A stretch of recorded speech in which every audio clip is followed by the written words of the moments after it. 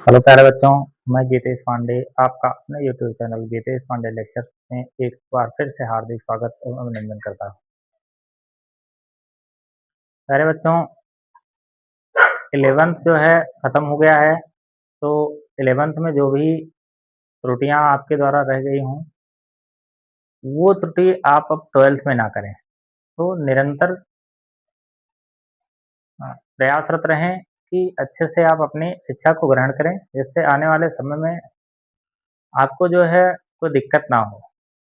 तो इसी क्रम में हम लोग इस समय गॉस के प्रमेय के अंतर्गत उसके अनुप्रयोग के बारे में पढ़ रहे हैं। तो एक और अनुप्रयोग के बारे में आज हम पढ़ेंगे, जो कि होगा गॉस के प्रमेय की सहायता से कूलाम का नियम।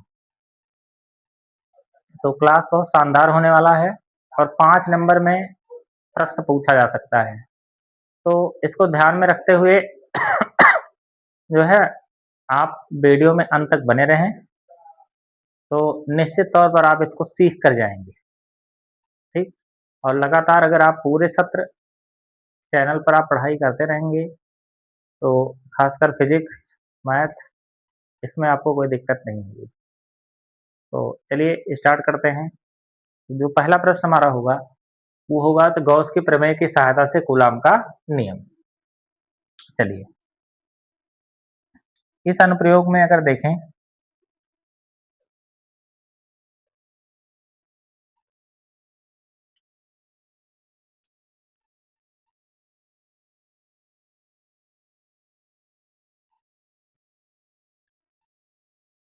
ये है आर त्रिज्या का एक गोलीय कोश, जिसका केंद्र O है। माना आर त्रिज्या का एक गोलीय कोश है और जिसका केंद्र है O।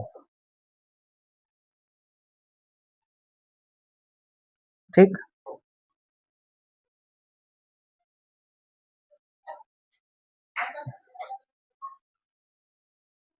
इसकी त्रिज्या कितनी होने वाली है?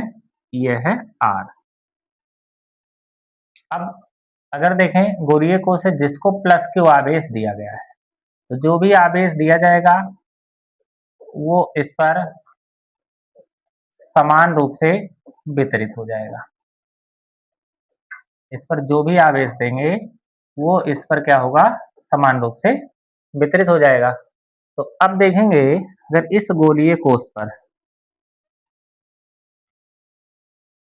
एक छोटा सा भाग ले लें, अगर ये भाग अगर ले लें, तो ये जो अल्पांश भाग है इसका, वो होगा डी। और ये गोलीय कोश पर एक बिंदु पी है।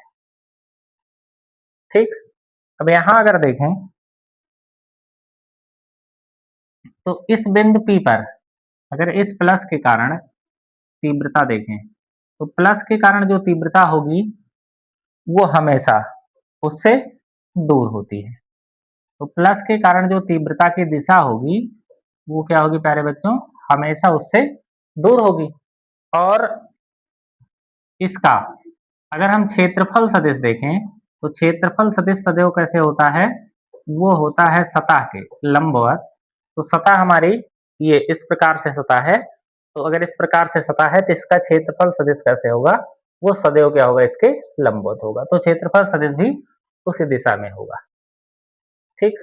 तो आशा करते हैं चित्र आपको बहुत अच्छे से समझ में आया होगा। तो अब इसमें देखिए, किसी भी डेरिवेशन में अगर आप चित्र अच्छे से बना पाते हैं, तो मान के चलिए 20 से 30% काम आपने पूरा कर लिया। और चित्र को आप साफ सुथरा और अच्छे से बनाएं, तभी आपको नंबर पूर्णतः मिलेगा। तो अब देखिए, इसमें अगर देखें तो लिखेंगे, माना आर त्रिज्या का एक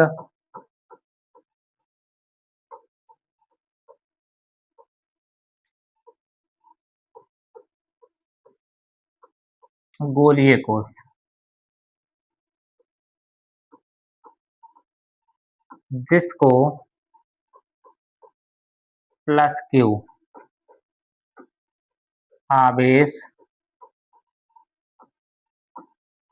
दिया गया है। ठीक, तो ये जो इसका अल्पांश भाग है, इस अल्पांश भाग डीए से गुजरने वाला फ्लक्स कितना होगा? तो अगर इसको देखें, इस अल्पांश भाग, तो पहले क्या करेंगे इसमें कि अल्पांश भाग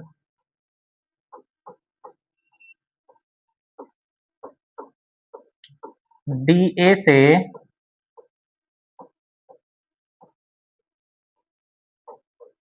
गुजरने वाला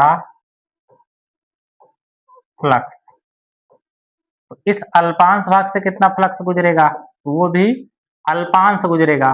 तो अल्पांश अगर फ्लक्स गुजरेगा तो ये हो जाएगा वेक्टर ई डॉट डीए, या इसे लिख सकते हैं E D A cos theta. तो कास थीटा का मतलब ई और डी ए के बीच का कोण। तो यहाँ पर अगर प्यारे बच्चों देखें, तो चूंकि ई और डी ए एक ही दिशा में दिष्ट है, तो एक ही दिशा में अगर दिष्ट होगा तो दोनों के बीच का कोण कितना निकल कर आएगा? वो होगा 0 डिग्री। कोई भी अगर दो रेखाएं परस्पर पैरेलल है, समांतर हैं, तो उनके बीच का कोण हमेशा कितना होता है? वो होता है 0 डिग्री। ठीक, ये हमेशा ध्यान रखना है आपको। तो ये हो गया। तो यहां पर निकल कर आएगा ई डी ए, और काश 0 की वैल्यू 1, तो डी फाई बराबर ये हो जाएगा ई डी ए। तो इस अल्पांश भाग से गुजरने वाला फ्लक्स हमको मिल गया। अब क्या करेंगे? अब ऐसे ऐसे छोटे से अगर भाग देखें तो बहुत से भाग होंगे, तो अब इस संपूर्ण भाग से गुजरने वाला फ्लक्स हम निकालेंगे। तो निकालेंगे कि संपूर्ण भाग से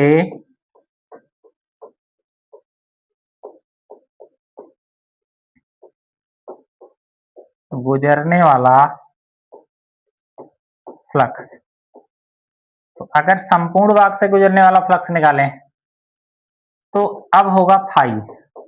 तो संपूर्ण का मतलब होता है समाकलन, और समाकलन आप किसका?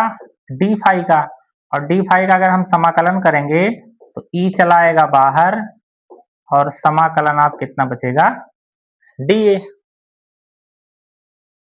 इसमें क्या बचेगा? ये समाकलन आप डी ए। ठीक, अब देखिए, अगर यहां हम समाकलन आप डी ए देखें तो फाई ई बराबर क्या होगा? अब या फाई बराबर अगर देखें, ई लिखें या ना लिखें कोई दिक्कत नहीं है, ठीक है। तो अब फाई बराबर क्या हो जाएगा? ई इंटू समाकलन आप डी ए का मतलब, अब देखिए ये छोटा सा भाग है, तो ऐसे अगर छोटे छोटे भागों को हम जोड़ देंगे, इस पूरे भाग को अगर हम इस छोटे छोटे भाग को जोड़ दें, तो अब ये पूरा भाग कितना हो गया? तो अब ये पूरा भाग क्या हो जाएगा? ये पूरा भाग हो जाएगा हमारा गोला। तो अब इस प्रकार से इस गोले का पृष्ठीय क्षेत्रफल, मतलब पूरे गोले का जो पृष्ठीय क्षेत्रफल होता है, और गोले का जो क्षेत्रफल होगा वो 4 पाई आर स्क्वायर होता है। यहाँ चाहे ऐसे लिख देंगे कि चूंकि समाकलन आप डी ए बराबर क्या हो जाएगा? 4 पाई आर स्क्वायर। ये हो गया। तो इस गॉसियन पृष्ठ, मतलब ये जो पूरा पृष्ठ था उससे गुजरने वाला फ्लक्स निकल गया। तो ये हो गया हमारा समीकरण नंबर 1, इसको बना दिए। ठीक, अब अगर आगे देखें यहाँ, तो अब क्या करेंगे? अब लगा देंगे गाउस की प्रमेय से।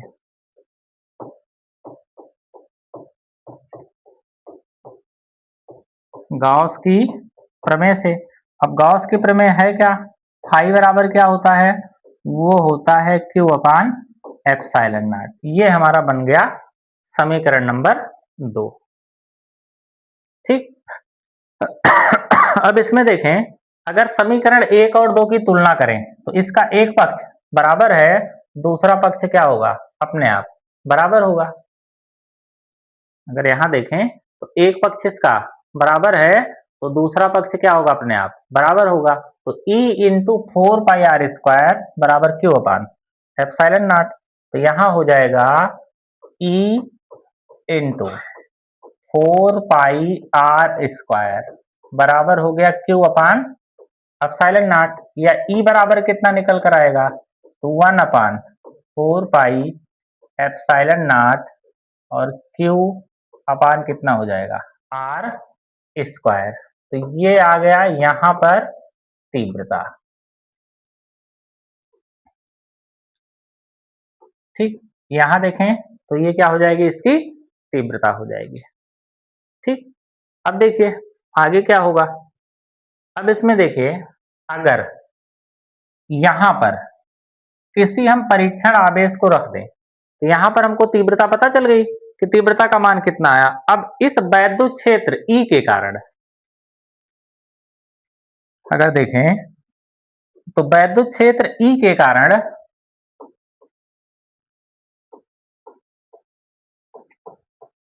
वैद्युत क्षेत्र E के कारण, ठीक, ये जो हमारा वैद्युत क्षेत्र निकल कर आया है उसके कारण अगर इस बिंदु पर एक परीक्षण आवेश हम रख दें, किसी भी परीक्षण आवेश, मान लो Q0 को रख दिया, तो उस Q0 पर ये कितना बल लगाएगा। तो अब अगर देखें तो ये वैद्युत क्षेत्र E के कारण परीक्षण आवेश